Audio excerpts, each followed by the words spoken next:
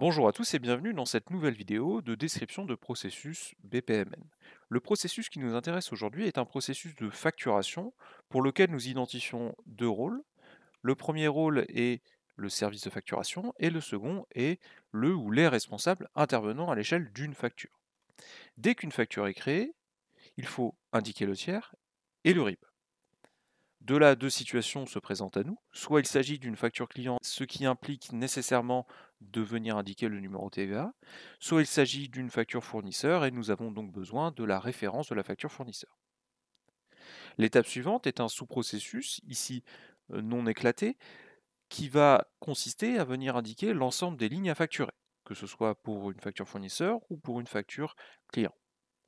Dès lors que cette étape est terminée, nous avons un choix qu'il se propose à nous. Soit il s'agit d'une facture dont le montant est inférieur à 50 000 euros, et dans ces cas-là, le service facturation a la possibilité de valider directement la facture.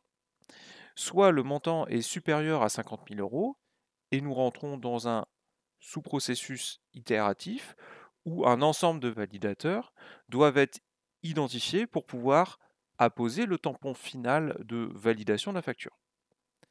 Comment se passe cette étape d'identification des différents validateurs? Une tâche règle métier vient nous permettre de déterminer, en fonction du validateur précédent, quel est le validateur à cette étape-ci, à cette itération-ci du sous-processus. L'affectation du responsable se fait via une tâche script, et le responsable va pouvoir donner deux issues possibles, soit la facture est validée, dans ces cas-là nous allons historiser la validation de ce responsable-ci, soit le responsable refuse, ce refus étant catégorique, mais néanmoins il faut indiquer un commentaire sur les raisons du refus.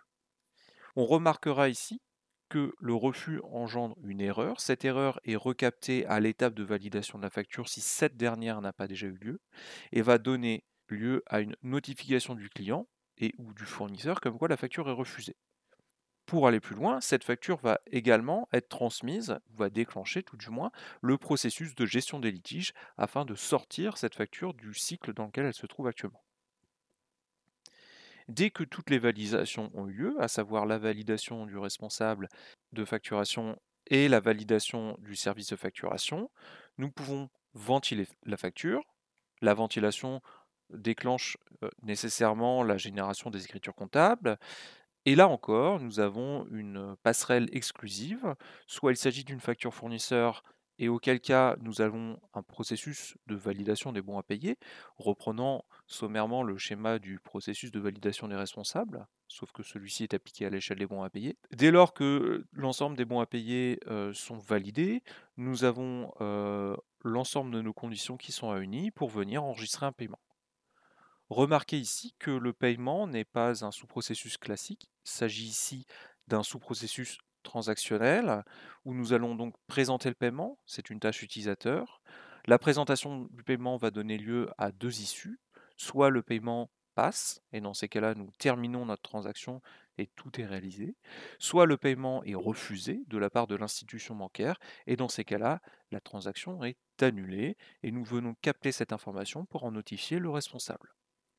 Cette notification est elle-même suivie d'un déclenchement au niveau du service financier d'un processus spécifique. Dès lors que toutes ces opérations ont été effectuées à l'échelle d'une facture, nous pouvons donc considérer que le processus de facturation est terminé.